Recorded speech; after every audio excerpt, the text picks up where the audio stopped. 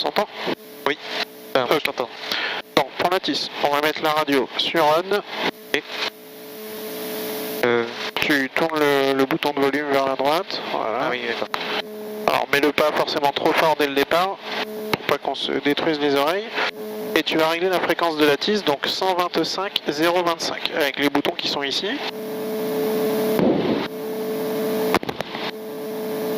Et 0,25? Ouais. Donc 25 en fait. Non, 0,2. Ah ok. En fait, là ils en affichent que 2, mais c'est codé sur 3 chiffres. D'accord. Voilà. Donc ça c'est ta fréquence en attente, d'accord? Ça c'est celle que tu es en train d'écouter. Donc nous c'est celle-ci qu'on veut écouter, donc tu vas appuyer sur la double flèche ici pour switcher les deux. Visibilité supérieure à 5 km, température 11, Québec Novembre 2023, unité 023, aujourd'hui coucher du soleil 16h40 UTC. Au premier contact, confirmez l'information Alpha reçue, merci. Good day, this is Alpha Information, Rio Detroit, United 07 UTC, runway 260 news, caution, runway inspection not conducted for the moment. Caution, bird hazard, surface wind 260 degrees 4 knots, visibility more than 5 km, temperature 11, Québec Novembre 1023. Donc en gros la TIS, ce qu'il nous dit, c'est les infos météo qui sont en cours là, en ce moment sur l'heure présente sur le terrain. D'accord. Donc on a un vent du 260 pour 4 nœuds, donc il est dans l'axe de piste et relativement faible, d'accord? On décolle en 26, donc face à Paris comme ça. D'accord. Ok. La visibilité 5 km, on a 11 degrés au niveau de la température. Le QNH à 1023, on va le régler ici. Pour régler le QNH sur cet avion, tu cliques, enfin l'altimètre, voilà, tu cliques là-dessus, après sur le bouton que tu voudrais appuyer.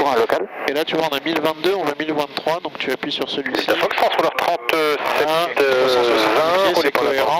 C'est dur après près. Tu appuies sur back une fois et excite. Ok. Voilà. Et après, donc le 125.02, on n'en a plus besoin, on l'a écouté, donc en attente, on va régler la fréquence tour, donc 118.60.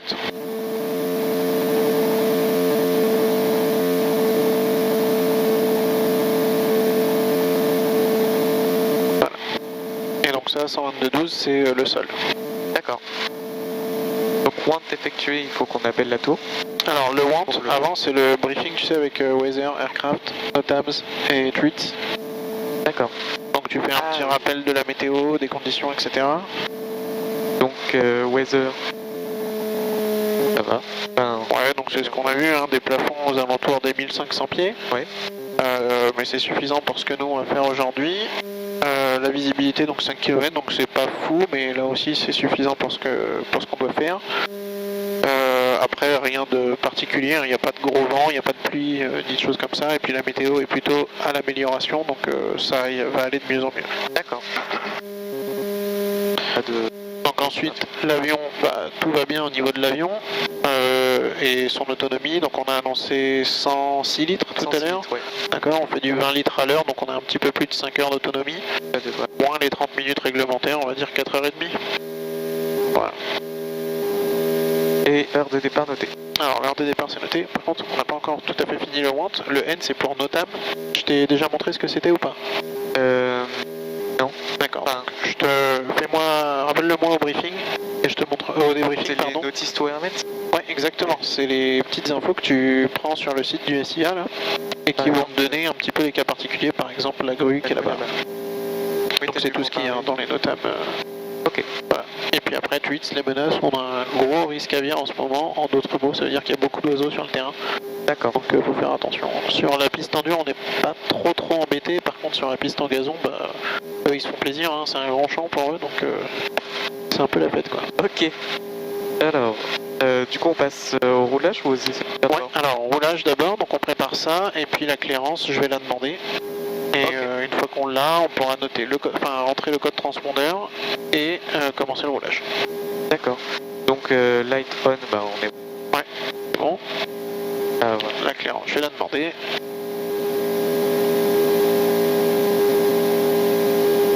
Le sol bonjour du Fox Hotel Victor Papa Sierra. Papa Sierra, le sol bonjour. Et le Fox Papa Sierra, PS28 au parking Aeroflight, 2 personnes à bord avec l'information Alpha, on souhaiterait rouler pour un vol local. Papa Sierra, transpondeur 3721, roulez pour l'attente piste 26 durs et rappelez prêt. 3721, on roule pour l'attente 26 durs, on rappelle prêt Fox Papa Sierra. Donc là tu peux régler 3721, t'appuies tout bêtement sur 3721. Voilà, et tu peux appuyer sur Alt.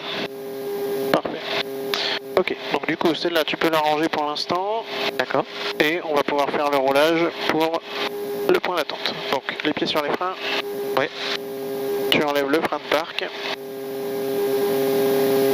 Voilà, tu fais ton essai de frein, vérifier que ça marche bien. Vas-y, freine. Hop. Ouais. Ça marchait pas? Si. Ok. Je vais essayer mon côté. Alors attends, je l'en remets un petit peu. Ok, c'est bon. Alors, est-ce que tu peux me réexpliquer rapidement les palonniers pour tourner? Alors, en gros, la roue, elle est libre, d'accord? Donc si tu veux tourner à gauche, il faut que tu freines que à gauche, d'accord? D'accord.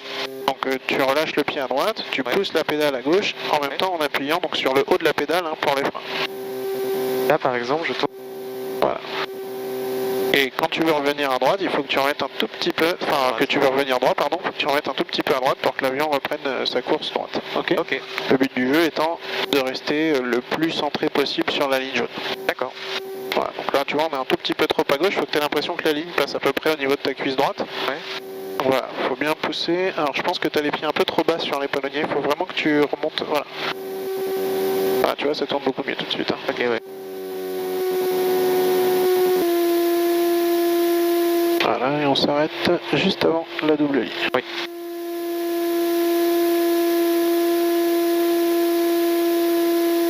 Faut t'arrêter là, donc maintiens les freins.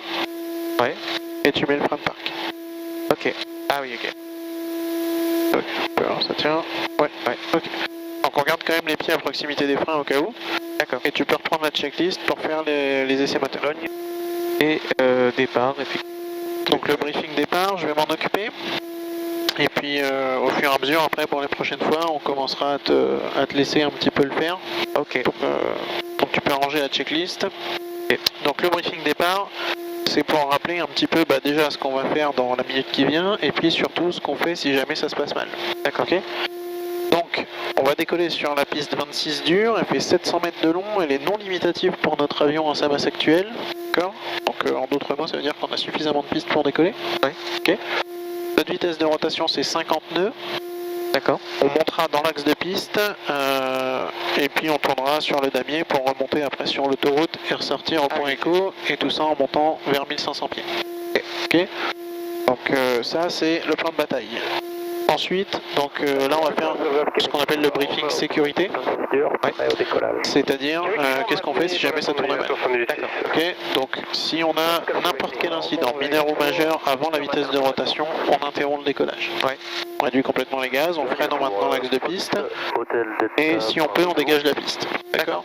Si c'est après la vitesse de rotation des 50 nœuds, pour une panne mineure, c'est-à-dire une panne qui n'empêche pas l'avion de voler, mais qui ne nous permet pas d'effectuer le vol en sécurité, on fait un tour de piste adapté à la panne, donc basse hauteur ou non, pour revenir se poser sur la 26. D'accord. Si c'est une panne majeure, c'est-à-dire en gros une panne moteur, hein, l'avion n'est pas capable de voler par ses propres moyens, et là on prend notre vitesse de finesse max, donc 60 nœuds, et on se pose secteur avant sans essayer de faire demi-tour, sauf si vraiment on a de l'altitude, mais... Ok. Ok. Bon, écoute, si c'est bon pour toi, je prends les commandes pour le décollage. Oui. Je fais le message radio et puis je t'ordonne les commandes dès qu'on est là-haut. Ok. Et le sol du pas patient, on est prêt au départ, point d'attente novembre 2. Patient à maintenir, point d'attente, veillez la tour 118. On maintient point d'attente avec 118, pas patient, à tout à l'heure.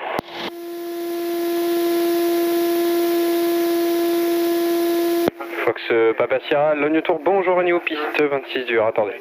On s'aligne, on attend piste 26 dur, Fox Papa Sierra, bonjour.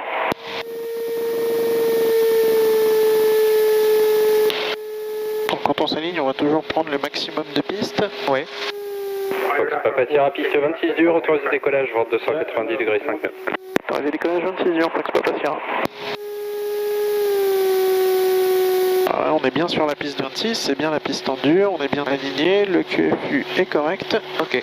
Je lâche les freins, je garde les talons au sol. Donc t'as vu là, l'avion il est parti franchement à gauche. Hein. Ouais. On a la puissance moteur, tous les paramètres dans le pair. Le badin est actif. La rotation.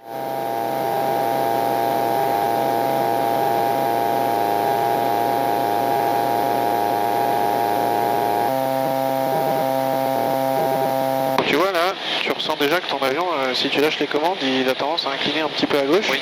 D'accord. Ouais. Donc, on va prendre un tout petit peu d'avance sur la leçon qu'on va voir juste après là. Ouais. Tu peux déjà compenser un petit peu ton avion. Donc, ce que je t'ai expliqué au briefing, c'est valable pour l'axe de tangage, c'est valable aussi en roulis. Bonjour, Comment? C'est valable aussi en roulis. D'accord. C'est-à-dire que si tu es obligé de forcer à droite pour maintenir les ailes à plat, eh ben, il va falloir que tu mettes du compensateur à droite. D'accord. D'accord. Donc là, ça va être vraiment un tout petit peu. Hein. Il faut vraiment pas mettre grand-chose. Donc en gros, tu places ton avion là où tu veux. Ouais. Tu mets un petit peu de compensateur. Ouais. Vas-y, je te laisse faire un petit peu à droite. Voilà. Tu relâches et tu vois ce qui se passe. D'accord. Là, tu vois, il vole droit. Ok. Voilà. Donc là, tu as bien compensé. Bon, après, là, sur le cas du roulis, c'est un petit peu particulier parce que tu as vu que l'effort que tu appliques, il n'est pas non plus monstrueux. Ouais. Donc c'est un petit peu plus au feeling dans ce cas précis, mais ok. Mais sinon c'est exactement la même chose. Hein. Si tu avais un compensateur en lacet, comme sur le TB20 qu'on a vu tout à l'heure, ouais. C'est exactement la même chose. Hein. Tu contre l'effort, tu places l'avion là où tu le souhaites avec les palonniers. Et ensuite, donc tu le maintiens, tu utilises ton compensateur jusqu'à ce que tu ressentes que l'effort que tu es en train d'appliquer avec ta jambe diminue. Ok. Hein? Ok. Donc tu vois le village qui est devant? Ouais, on va le contourner par la gauche ou la droite. Et donc quand on sera sur les champs, là, je te reprendrai les commandes pour te faire un petit peu la démonstration des effets moteurs. D'accord. On en a déjà vu un au décollage, hein, tu as vu le nez de l'avion qui part à gauche, donc on le contre à droite avec le palonnier. Ok. Et là, on va voir un petit peu les autres, donc encore une fois, le souffle hélicoïdal et la traction dissymétrique, puisque ils sont toujours là, on les a pas laissés sur la piste. Et en plus, là, on verra le couple de renversement, donc cette tendance de l'avion à tourner dans le sens opposé de l'hélice quand tu mets les gaz. D'accord. Ok, je te le reprends? Ouais, j'ai les commandes. Donc, je vais ralentir un petit peu pour qu'on puisse justement mettre les gaz. D'accord. Et voir un petit peu ce qui se passe. Ouais.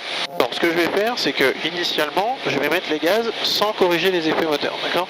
Pour vraiment le laisser faire et que tu puisses voir ce qui se passe. Donc, que tu puisses voir les choses qu'on doit corriger. D'accord.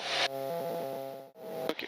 On a 80 nœuds, on a une puissance moteur qui est relativement faible, donc je tiens pas le manche, j'ai juste compensé l'avion pour qu'il reste plus ou moins à sa place, et je vais juste mettre des gaz, on va voir ce qui se passe. Normalement, le nez doit partir par là, l'avion s'incliner à gauche et monter un petit peu. Ok. Là, tu vois, on voit bien le nez qui part, tu vois bien que la bille glisse à droite, il s'est bien incliné, et on est en train de monter. D'accord. Je reprends les commandes quand même, on va pas le laisser faire sa vie trop longtemps. Ok, d'accord, donc ça, c'est des effets que je dois contrer. Donc t'as vu, c'est pas non plus hyper violent. Non. Donc là, je vais volontairement garder de la puissance. Ok. Voilà, pour qu'on voit l'effet inverse. D'accord. Quand je réduis les gaz, qu'est-ce qui se passe? Je vais mettre quasiment plein gaz. Normalement, on doit partir un peu à droite. Le nez va glisser à droite, l'avion s'incliner à droite et se mettre à descendre. Ok. Même chose, je vais le compenser. Et je réduis. Voilà, tu vois, il se met à descendre. Bon, l'effet est un peu moins rapide, hein, comme je te l'ai dit, parce que c'est les compensateurs en fait qui font le taf. Ok. Et voilà, tu vois, il glisse légèrement. Ok. Donc du coup, là, je vais remettre les gaz pour maintenir. Je sais que mon avion, il veut partir par là. Et à moi, déjà, de pas remettre les gaz comme un gros bourrin. Et de piloter mon avion pour qu'il reste à sa place. Ok. Alors tu vas voir, là je l'ai pas retenu, donc il fait sa vie tout seul. En pratique, t'as quasiment rien à faire. Hein. Le simple fait de maintenir le manche, ça va garder l'avion là où tu veux qu'il soit. Hein. C'est assez naturel comme réaction de ta part. T'as pas non plus des gros efforts à appliquer dessus. Hein. D'accord. On va aller sur les champs qui sont là-bas et puis on va faire le même exercice. D'accord. À la différence que c'est toi qui vas jouer avec les commandes. D'accord, ok.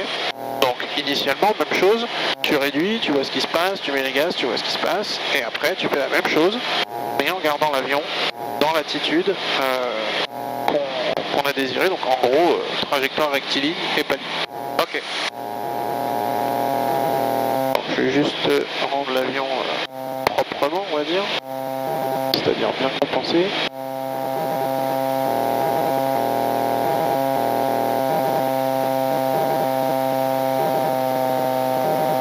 Tu as les commandes?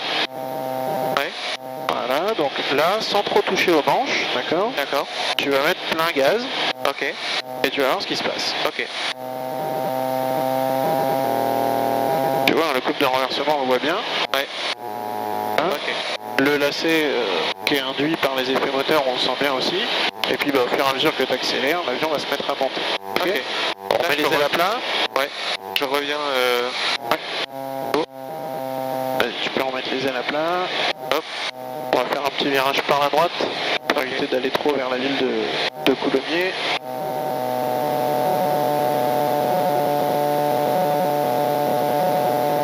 Voilà, 4400, 4500 tours, c'est très bien pour l'instant.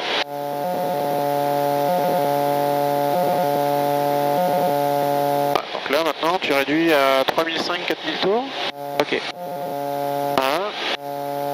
Vas-y, un tout petit peu plus franchement. Voilà. Et tu vois, bah, ton avion, il va surtout se mettre à descendre, hein. Il fait pas grand chose d'autre. Alors attends, on va essayer de pas faire peur aux gens en dessous. Ok. Alors maintenant, on va remettre les gaz, tu vas remettre 4500, 4800 tours à peu près. Et... Ouais. Encore. C'est bon comme ça? Ouais, c'est pas mal. Ok. Voilà, et donc là, on maintient le palier. Voilà. Donc du coup, on va réduire un petit peu les gaz, tout en maintenant notre palier. D'accord? D'accord. Et surtout notre ligne droite. D'accord. On n'a pas encore trop vu les relations entre l'assiette, la vitesse et l'incidence, mais ce que je veux surtout, c'est que tu maintiennes la ligne droite pour l'instant. Si tu arrives à maintenir ton palier, c'est parfait. Vas-y, tu peux réduire vers 4000 tours.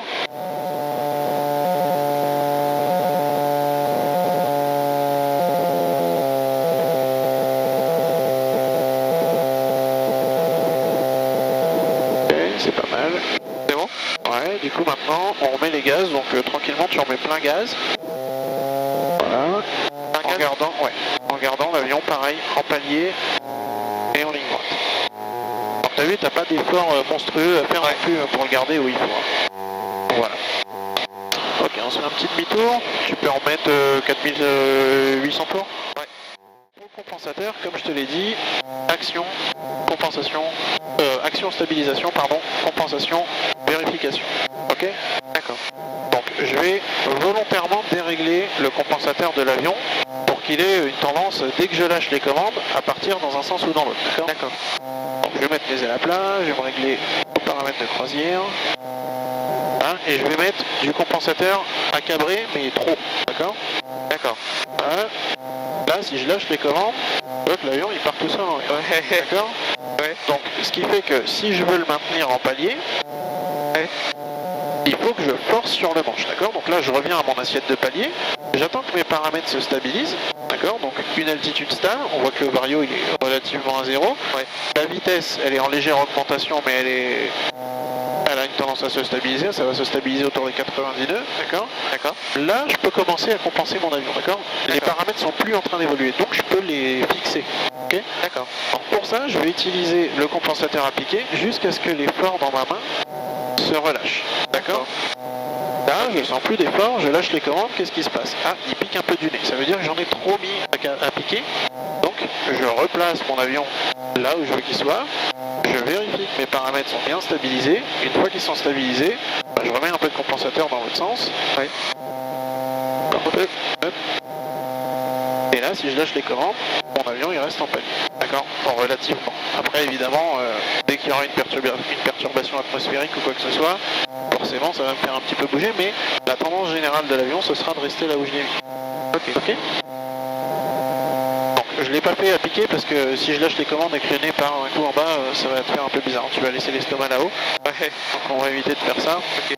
Coulommiers de Fox 5 2 fois. Donc, du coup, ce qu'on va faire, c'est que pour bien démontrer ça, je vais refaire la même chose. Je vais dérégler complètement le compensateur, d'accord? Donc, je vais le mettre franchement à cabrer. Ok. Un départ en vol local. Donc je vais le mettre franchement à cabrer et je vais te passer les commandes, d'accord? D'accord. Ok, donc là on voit que si je relâche, le nez il part en l'air. Hein. Ok, ouais. Donc prends les commandes, ouais. Voilà, et maintiens-les en palier, d'accord? Tu vois l'effort que tu es en train d'appliquer pour le maintenir, ok? Ouais. Donc il faut que tu mettes du compensateur dans le même sens. Ok, donc tu peux utiliser la deuxième main si tu veux. Ouais. Donc d'abord tu places ton assiette de palier, voilà, et t'attends que tes paramètres se stabilisent.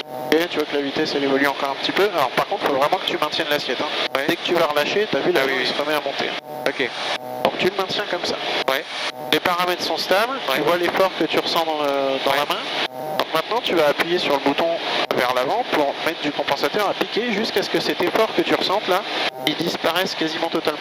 D'accord. Dès que c'est le cas, normalement ton avion il doit devenir plus facile à maintenir, plus facile à piloter, d'accord. Voilà. Donc là on a fait action, stabilisation, on vient de faire compensation et on relâche, on vérifie. Alors, donc lâche les commandes. Là, il y en a encore un peu trop à cabrer, d'accord. T'as vu, dès que tu lâches, l'avion remonte, donc tu viens le remettre à son assiette de palier. Tu attends de nouveau que ça se stabilise. Voilà. J'appuie sur le bouton. Tu remets le compensateur dans le sens qu'il faut et tu revérifies. Ah, là, un peu trop. Alors tu vois devant on a le terrain de la Ferté-Gaucher, on va partir un peu plus vers le sud. Ok. On peut faire ton virage à droite. Il faudra qu'on fasse un petit peu de virage à gauche parce qu'on fait que de tourner à droite depuis tout à l'heure.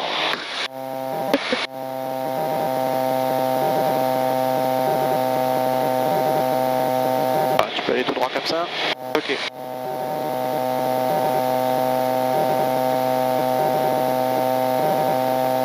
Voilà, donc là, voilà, ton avion il a tendance à piquer. Même chose, tu le remets là où tu veux. Et tu mets du compensateur dans le sens de l'effort. Donc après, comme je te disais au briefing, le cas d'un compensateur électrique pour la première leçon comme ça, c'est pas forcément le plus démonstratif. Mais là, tu vois, ton avion il est relativement bien compensé. Ok. On remonte à 1500 pieds, on est descendu un petit peu pendant l'exercice là. Ok. Donc c'est valable pour le palier. Évidemment, si tu as une montée prolongée à faire, tu peux compenser ton avion pour qu'il garde la montée. Bon, aujourd'hui, on va pas pouvoir trop le faire parce que les plafonds sont relativement bas, mais c'est exactement le même principe. Tu places ton... Tu places ton avion sur l'assiette de montée que tu veux, d'accord, et tu compenses jusqu'à ce que l'effort s'annule. D'accord, ça marche? C'est assez clair comme ça? Oui. On pratique un petit peu ça, je te le dérègle, d'accord? Tu reprends les commandes et tu essaies de récompenser. D'accord. Je te montre pas dans quel sens. Voilà, tu prends les commandes? Comment? Tu prends les commandes? Oui. Voilà, t'as les commandes. Voilà, donc on se met en palier, hop là. Donc mets bien ton avion en palier. Ouais. Voilà, t'attends que ça se stabilise. Ouais. Là on descend encore, tu vois le vario il compte encore une petite descente. Une fois que tu es stabilisé, tu compenses l'avion dans le sens de l'effort.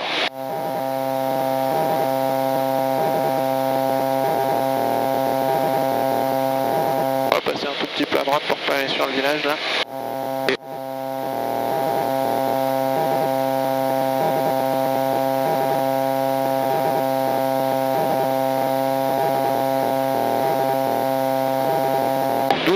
D'essayer de piloter vraiment avec la main le plus souple et le plus léger possible, d'accord, pour vraiment ressentir complètement cet effort et surtout son annulation, d'accord.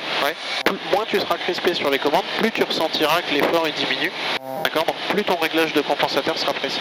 Tu vois là ton avion est bien compensé, il monte pas, il descend pas. Ok. On remet le nez vers la maison. D'accord. Bon, c'est par où? C'est par là-bas? Ouais, c'est plutôt par là. Ok. Tu peux y aller. Ok. Là on tourne, on fait un gros virage du coup? Ouais, enfin tu prends un cap au 310 à peu près. D'accord. Tu vois la tache lumineuse là-bas, là, au milieu du champ, là, bah tu vas par là à peu près. Okay. Donc voilà. Alors le compensateur, pour aller un petit peu plus loin là, il faut voir un petit peu ça comme le régulateur de vitesse sur la voiture. D'accord, ouais. Alors attends, je finis l'explication après avoir changé de réservoir.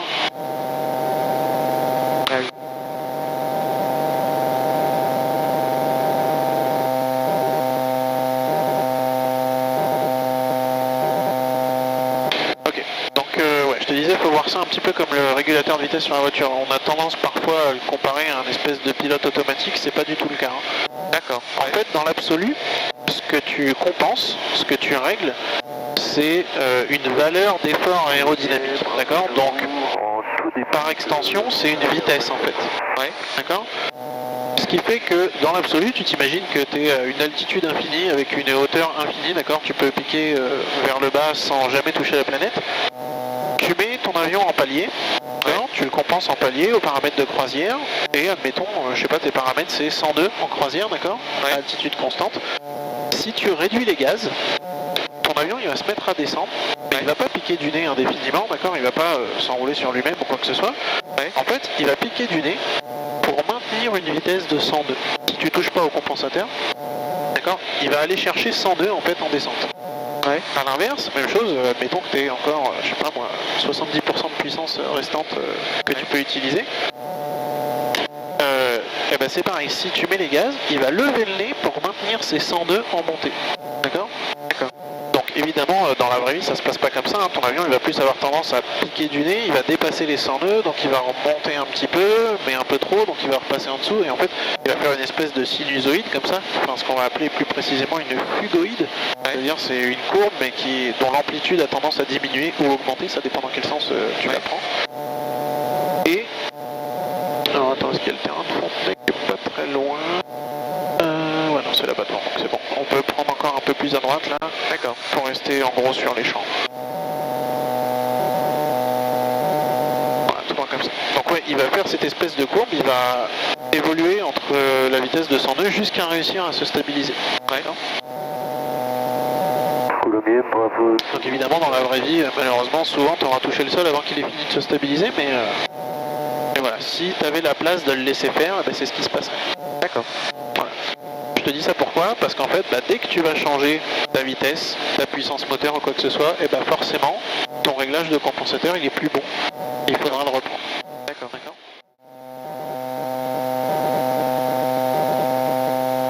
Ah, tu peux descendre gentiment vers 1200 pieds. Non, je dis gentiment. Caution, terrain ahead. Uniforme en vente arrière pour toi. Voilà. Et donc on continue tout droit jusqu'à ce qu'on voit l'autoroute, et une fois qu'on a l'autoroute, on pourra faire notre premier virage à gauche pour repartir vers le terrain.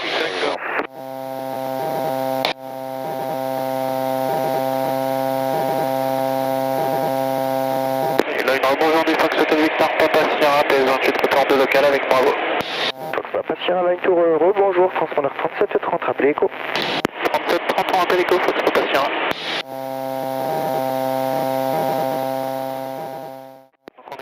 Approche direct 26, du rappel en final, Fox Papa Sierra.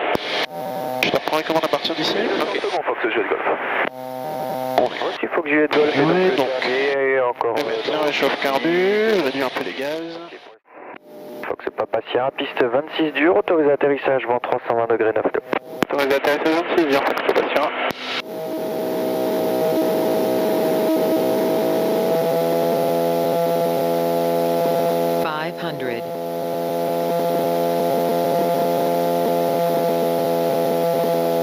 Toujours bien configuré, on a l'autorisation d'atterrissage.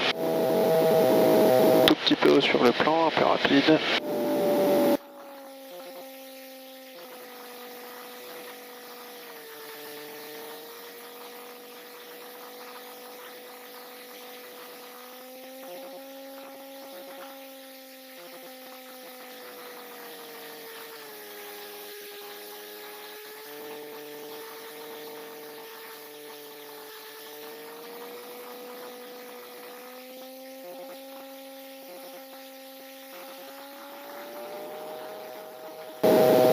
Bravo Zulu, exécuteur pro direct, piste 26 dur, numéro 3, trafic précédent HR200, début de finale, rappelé final.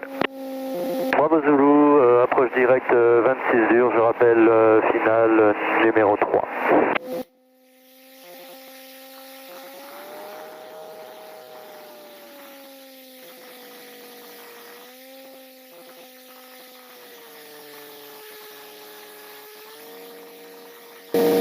Cartango, finale 26 gazonné. Fox Cartango, piste 26 gazonné, autorisé atterrissage, vent 300 degrés 5 nœuds. Fox Cartango, autorisé atterrissage 26 gazonné. Fox Papa Sierra, si contrôlé, dégagement dès que possible d'un appareil en courte finale derrière vous. Merci. On dégage la médiane, Papa Sierra.